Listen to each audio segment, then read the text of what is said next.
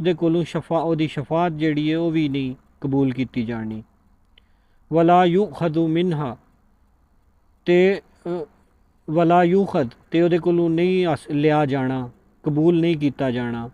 मिनहा अदलुम वला हुम युनसरून ते ओदे कोलों उस चीज़ का यानी उन्हां गुनाहां का कोई बदला भी नहीं लिया जाना। वला हुम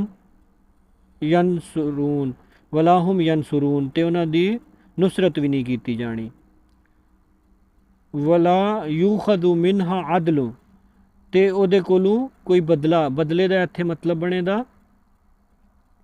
कि बुराइयां दे बदले कोई चीज़ लैके ते अल्लाह पाक माफ़ कर छड़े, ओ बदला।